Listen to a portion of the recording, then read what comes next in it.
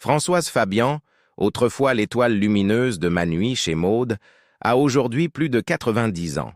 Mais derrière sa grâce intemporelle se cache une tristesse silencieuse qu'elle ne dissimule plus. « Je ne marche plus, je ne peux plus rien faire », admet-elle. Et à propos de la mort, elle confie calmement « J'aimerais mourir quand je le veux. C'est tout ». Que s'est-il passé pour cette femme qui, autrefois, captivait l'écran par sa puissance et son mystère? Aujourd'hui, nous revenons sur son parcours, l'ascension, les pertes et les vérités bouleversantes qu'elle ose désormais exprimer. Restez avec nous. Cette histoire pourrait bien vous surprendre. 6 décennies d'élégance, de courage et de réinvention. Née Michel Cortez en 1933 à Alger, Françoise Fabian grandit dans un environnement à la fois culturellement riche et rigoureux. Fille d'un professeur de français et issue d'origine catalane et juive polonaise, elle commence à suivre des cours de piano dès l'âge de 5 ans au Conservatoire de musique d'Alger. Sa formation précoce en musique classique nourrit plus tard la finesse de sa présence au théâtre comme au cinéma. Pourtant, c'est à l'adolescence qu'elle découvre sa véritable vocation artistique, le théâtre. Après l'obtention de son baccalauréat, elle quitte l'Algérie pour Paris au début des années 1950 afin d'intégrer le Conservatoire national supérieur d'art dramatique. Elle y côtoie des figures appelées à devenir légendaires, comme Jean-Paul Belmondo et Jean-Pierre Marielle. Elle débute au théâtre en 1954 dans Le Pirate, mise en scène par Jean Meyer, qui restera un mentor dans sa carrière scénique. Malgré une proposition d'intégrer la prestigieuse Comédie Française, Fabian choisit de suivre sa passion pour le cinéma. Sa carrière cinématographique débute au milieu des années 1950 avec une série de rôles secondaires. Rien qu'en 1956, elle tourne dans 6 films, dont Cette sacrée gamine et Michel Strogoff. Dans les années 1960, elle travaille avec des réalisateurs de renom comme Gilles Grangier dans Maigret voit rouge, Louis Malle dans Le Voleur et Louise Buñuel dans Belle de jour, où elle incarne Charlotte, une employée énigmatique d'une maison close. Mais c'est Ma Nuit chez Maude en 1969, réalisé par Éric Rohmer avec Jean-Louis Trintignant, qui constitue son véritable tournant. Le film, qui explore des thèmes de foi, de désir et de morale, lui vaut une reconnaissance critique majeure et la consacre parmi les grandes figures du cinéma français. Les années 1970 marquent l'apogée de sa carrière. Elle tient des rôles principaux dans des films comme Raphaël ou Le Débauché en 1971 de Michel Deville et collabore avec des cinéastes tels que Jacques Rivette, Claude Lelouch, Jacques Demy ou encore François Ozon. Parallèlement, elle poursuit une carrière théâtrale dynamique, partageant la scène avec Jean Marais ou Jacques Weber. Hors caméra, Françoise Fabian se distingue par son engagement personnel. Le 5 avril 1971, elle est l'une des 343 signataires du Manifeste des femmes déclarant avoir avorté, un acte de désobéissance civile initié par Simone de Beauvoir en faveur du droit à l'avortement. Ce geste politique fort témoigne de son engagement féministe et de son courage à faire entendre sa voix. Durant les années 1980 et 1990, elle s'épanouit comme actrice de composition, prenant des rôles plus matures qui correspondent à son âge et à son aura. En 1999, elle brille dans La Bûche aux côtés d'Emmanuel Béard et Charlotte Gainsbourg, un film choral touchant sur les relations familiales pendant les fêtes. À partir des années 2000, elle devient une figure maternelle emblématique du cinéma français, incarnant souvent des mères élégantes comme dans LOL, où elle interprète la mère de Sophie Marceau. Elle s'illustre également à la télévision. En 2005, elle tient le rôle-titre de La femme coquelicot, un téléfilm sentimental qui met en lumière sa sensibilité émotionnelle. En 2011, elle impressionne dans Je n'ai rien oublié, où elle incarne une femme de pouvoir dans un drame psychologique face à Gérard Depardieu et Nils Arestrup. Sa collaboration avec la réalisatrice Danielle Thompson se poursuit, notamment avec la pièce L'amour, la mort, les fringues en 2011. Son rôle dans Le Prénom, comédie grinçante sur les tensions familiales, confirme son talent à évoluer avec son époque. Dans un tournant aussi surprenant qu'émouvant, Françoise Fabian renoue tardivement avec la musique. En 2015, elle chante 2 titres pour Les gens dans l'enveloppe, un projet mêlant littérature et musique composé par Alex Baupin. Cette expérience ravive en elle le désir de chanter. À 85 ans, elle sort son premier album solo, Françoise Fabian, en 2018, avec des chansons signées par Baupin, Charles Aznavour, Julien Clerc et la grande Sophie. Sa voix douce et expressive, teintée de poésie, séduit le public et révèle une sensibilité artistique encore renforcée par l'âge. En 2024, elle revient avec un 2e album, L'heure d'un rendez-vous, sur des textes d'Élisa Pointe et une musique de Léonard Lasserie. Sa carrière musicale tardive incarne une audace artistique remarquable et un refus des limites imposées par l'âge ou les conventions. Aujourd'hui, Françoise Fabian est reconnue non seulement comme une actrice légendaire à la carrière de plus de 60 ans, mais aussi comme une femme d'une profondeur rare, intègre et d'une honnêteté bouleversante. Par le cinéma, le théâtre ou la chanson, elle a toujours choisi des projets qui interrogent, élèvent et touchent. J'ai perdu 3 hommes dans ma vie. Derrière son succès se cache une histoire profondément émotive, marquée par des pertes personnelles immenses. En 2021, sur le plateau de C'est à vous, Françoise Fabian résumait en quelques mots le chagrin de toute une vie. J'ai perdu 3 hommes essentiels dans ma vie. Mon mari, mon amant, mon père. Françoise Fabian n'avait que 24 ans lorsqu'elle épousa, en 1957, le célèbre réalisateur Jacques Becker. Déjà figure incontournable du cinéma français, Becker avait 26 ans de plus qu'elle. Leur histoire d'amour, née dans la discrétion, était empreinte d'une tendresse profonde. Becker fut le premier homme à voir en elle non seulement une actrice de talent, mais aussi une femme de goût, d'intelligence et de raffinement. Bien que leur chemin professionnel ne se soit jamais croisé à l'écran, Becker avait envisagé pour elle un rôle majeur dans une adaptation des Trois Mousquetaires où elle aurait incarné Milady. Malheureusement, ce projet ne vit jamais le jour. Leur temps ensemble fut bref. Becker tomba malade, atteint d'une hémochromatose, une maladie héréditaire rare, qui causa sa mort en février 1960, à l'âge de 53 ans. Leur fille Marie venait tout juste de fêter son premier anniversaire. Fabian évoque souvent cette période avec une douleur profonde, soulignant non seulement la brutalité de sa disparition, mais aussi la perte de l'avenir qu'ils avaient imaginé ensemble. Il est mort pendant le montage de son dernier film, Le Trou, a-t-elle raconté, soulignant la soudaineté avec laquelle leur vie commune fut brisée. Cette perte marqua sa première véritable rupture émotionnelle. Un choc qui allait préfigurer d'autres deuils. Quelques mois seulement après la mort de Jacques Becker, Françoise Fabian affronta une épreuve encore plus intime et bouleversante.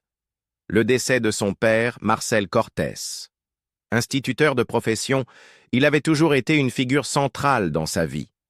Mais dans ses derniers jours, il était paralysé, souffrant, et ne pouvait communiquer que par de légers mouvements de la main. Dans la même émission, en 2021, Fabian révéla publiquement ce qu'elle avait gardé secret pendant des décennies. Elle avait participé à l'euthanasie de son père. Il souffrait tellement. Il me faisait des signes pour me dire qu'il voulait mourir. J'ai compris tout de suite. Alors j'ai arrêté de lui donner ses médicaments. Elle ajouta que son père comprit ce qu'elle avait fait, l'enlaça, l'embrassa, puis s'éteignit paisiblement. Ce moment déchirant a façonné sa vision sur la fin de vie.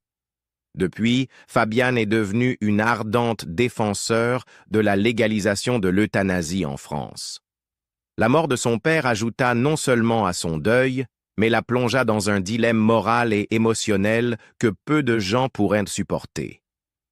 Si Becker fut l'amour fauché trop tôt, et son père l'homme qui forma ses premières valeurs, Marcel Bozzoufi incarna le compagnon de sa vie adulte. Leur histoire débuta en 1963 sur le tournage de Maigret, Voix rouge, où Bozzoufi, acteur intense et tourmenté, fut immédiatement séduit par l'intelligence et la prestance de Fabiane. Contrairement à son mariage bref avec Becker, la relation de Fabiane avec Bozzoufi s'étendit sur 25 années, riche en passion, mais aussi en tension.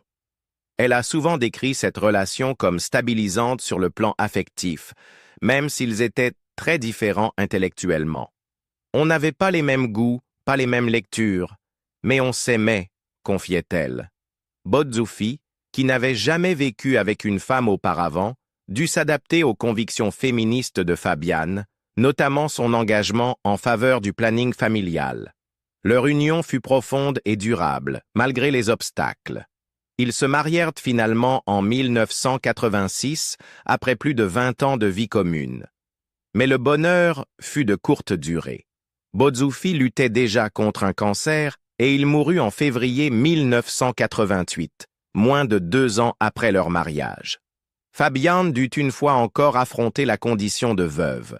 Cette fois, la perte ne fut pas brutale, mais lente, et sans doute encore plus douloureuse.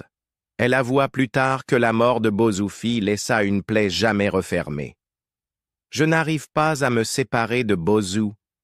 Je rêve encore d'un homme que j'ai perdu », confiait-elle dans une interview accordée à Gala en 2018. Depuis sa disparition, Françoise Fabiane ne s'est jamais remariée. Elle a clairement affirmé que personne ne pourrait jamais occuper l'espace émotionnel laissé vacant par Bozzoufi. Sa mort marqua la fin de sa vie amoureuse. Malgré toutes ces épreuves, Fabiane n'a jamais cessé d'avancer. Il n'y a aucune raison de s'arrêter si l'on a la santé pour le faire. « Moi, j'ai toujours eu l'envie, » déclara-t-elle un jour. Cette volonté lui a permis de rester active bien après ses 80 ans, entre théâtre, cinéma et musique, trouvant encore de la joie dans la création, même au cœur du chagrin. Une vie de distance avec sa fille unique. Parmi les éléments les plus douloureux et complexes de son parcours personnel figure la relation de Françoise Fabian avec sa fille unique, Marie, née en 1959 de son mariage avec le réalisateur Jacques Becker. Derrière la façade glamour et le succès public, Fabiane a longtemps porté le poids d'un lien profondément conflictuel avec son enfant. Lorsque Marie avait seulement 13 mois, son père est mort subitement. Ce décès prématuré a laissé Fabiane non seulement dévastée émotionnellement, mais aussi dans une situation financière précaire. Becker a laissé des dettes, forçant Fabiane à renoncer à l'héritage. Comme elle l'a expliqué plus tard dans une interview au Journal du Dimanche, elle n'avait pas d'autre choix que de remonter sur scène presque immédiatement. Pour survivre, je jouais au théâtre tous les soirs. En l'absence de Becker, elle dut endosser le double rôle de veuve éplorée et de mère célibataire travaillant à plein temps.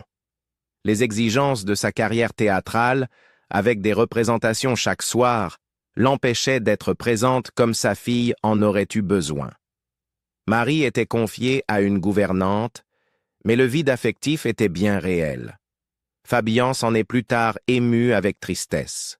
« Ma fille avait une gouvernante, mais elle n'a pas eu le bisou du soir. » À mesure que Marie grandissait, la distance émotionnelle entre mère et fille s'accentuait.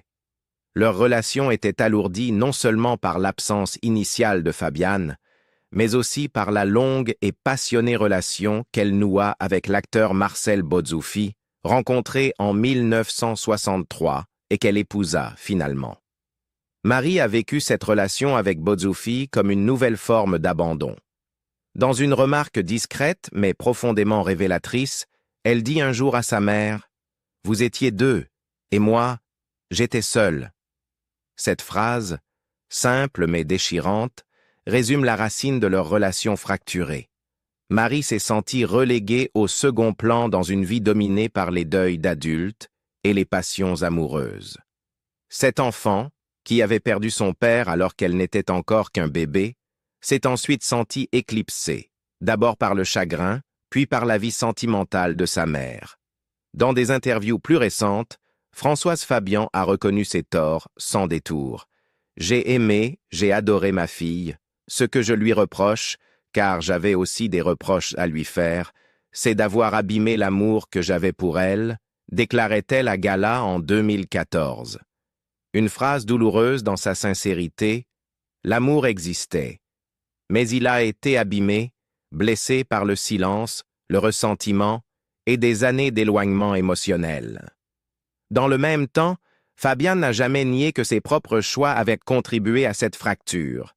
Son deuil écrasant après la mort de Becker, son engagement total envers sa carrière et son immersion dans une nouvelle histoire avec Bozzufi ont engendré un déplacement émotionnel qui laissait peu de place pour sa fille. Adulte, Marie a choisi une vie à l'opposé de celle de sa mère.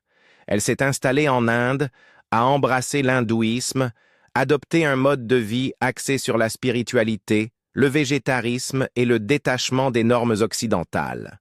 Ce départ n'était pas seulement géographique, il symbolisait une rupture avec une existence dans laquelle elle ne s'était jamais sentie pleinement chez elle. Fabian a parlé de ses visites en Inde et du lien qu'elle continue à entretenir avec sa fille. Leur relation, bien que jamais totalement guérie, s'est adoucie avec le temps. Mais même la réconciliation a ses limites. Les cicatrices d'une enfance marquée par la solitude émotionnelle ne s'effacent pas avec l'âge ni avec les meilleures intentions. Fabian elle-même l'a reconnu dans des interviews récentes. Le lien a été réparé dans une certaine mesure, mais il ne sera jamais simple. Contrairement à beaucoup d'actrices de sa génération, Françoise Fabian n'a eu qu'un seul enfant. Cette singularité a ajouté du poids à la relation mère-fille. Il n'y avait pas de frères ou sœurs pour atténuer les tensions ou partager le fardeau d'un lien maternel complexe. De son côté, Fabian semble porter une culpabilité qui va au-delà de ce qu'elle a fait. Elle porte aussi le poids de ce qu'elle n'a pas pu faire. Dans ses interviews, ses réflexions sont baignées de regrets, en particulier lorsqu'elle évoque l'enfance de Marie, vécue dans un foyer de deux adultes unis par un lien amoureux fort. Elle m'a reproché ma relation avec Bozzu. Il prenait trop de place. Ce n'étaient pas de simples reproches, ils exprimaient un sentiment profond d'exclusion et d'invisibilité. Tandis que Fabian voyait en Bozzufi un protecteur et un pilier affectif, Marie le percevait comme un mur entre elle et sa mère. Malgré les années d'éloignement émotionnel, une forme de réconciliation s'est produite. Fabian a affirmé qu'elle rendait visite à sa fille en Inde dès qu'elle le pouvait et qu'elle restait en contact.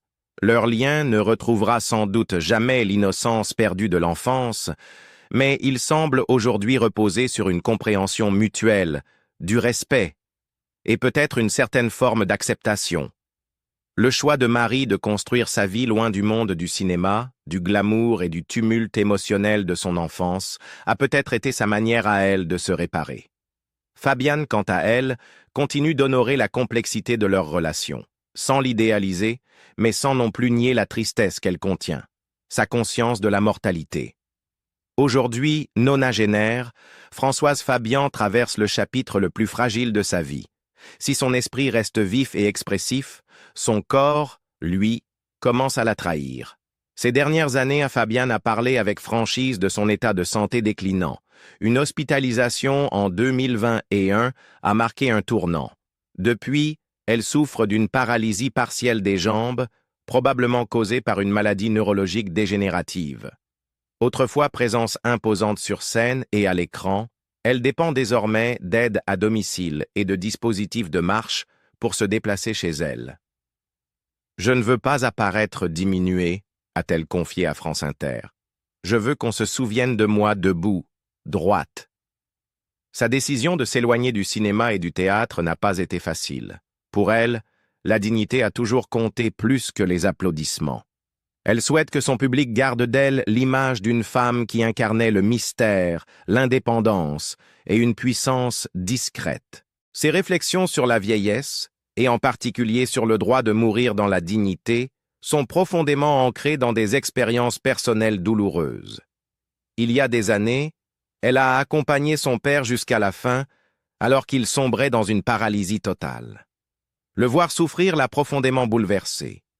Il voulait partir, a-t-elle raconté à Le Monde en 2022. Je l'ai soutenu dans sa décision. C'est pour ça que je suis pour l'euthanasie. À sa demande, Fabian a interrompu son traitement, restant à ses côtés jusqu'à son dernier souffle. Ce choix, lourd de conséquences, est devenu le socle de son engagement public pour les droits de fin de vie en France. Depuis, elle milite pour des lois plus humaines, appelant le pays à moderniser son regard sur l'autonomie médicale. Ses convictions trouvent aussi leurs racines dans une histoire familiale marquée par la résistance et le sacrifice. Le grand-père maternel de Fabian était un anarchiste espagnol, exécuté pendant la guerre civile pour avoir tenu tête à la dictature franquiste. Il avait refusé l'exil, choisissant de rester en Espagne malgré le danger imminent. « Je ne l'ai jamais connu », racontait-elle lors d'une ancienne émission télévisée, « mais il est mort pour ses idées. Ma mère en parlait avec des larmes, mais aussi avec fierté. J'ai grandi avec ce souvenir. » Sa mère, quant à elle, s'est réfugiée en Algérie, emportant non seulement le traumatisme de la persécution politique, mais aussi les idéaux moraux qui allaient, plus tard, forger ceux de sa fille. Fabian a été marqué par l'exil, le silence et la douleur persistante de l'exécution de son grand-père. Ces blessures familiales profondes, ajoutées au deuil intime de la fin de vie de son père, constituent à la base émotionnelle de son combat farouche pour l'autonomie, la dignité et la liberté individuelle. Un symbole de cette douleur subsiste encore aujourd'hui, la mèche blanche dans ses cheveux, apparue soudainement après la mort de son père. « Je ne l'ai jamais teinte, dit-elle un jour. C'est lui. » Elle l'a conservé depuis, un hommage organique à un homme qui a trop souffert, et un rappel permanent des valeurs qu'elle perpétue. Si elle n'accepte plus de rôle majeur, Françoise Fabian reste intellectuellement engagée. Elle intervient encore parfois à la radio, participe à des débats culturels et prête sa voix aux causes qui lui tiennent à cœur. Toujours discrète, elle vit désormais loin des projecteurs, entourée de souvenirs et de réflexions. Le temps a ralenti ses pas, mais pas sa pensée. Et même dans la solitude, elle incarne toujours cette intégrité, cette insoumission et cette introspection qui ont façonné toute sa vie. Voir vieillir en silence une figure aussi emblématique que Françoise Fabian est bouleversant. De la mort douloureuse de son père, à la perte précoce de son mari, jusqu'à la paralysie partielle qui limite aujourd'hui sa liberté, sa vie est traversée de tragédies silencieuses que le public perçoit rarement. Comment honorer une femme qui a tout donné à son art pour ensuite s'effacer dans l'ombre? Partagez vos pensées en commentaire. Et si cette histoire vous a touché, n'oubliez pas de liker la vidéo et de vous abonner pour découvrir d'autres destins que l'histoire a presque oubliés.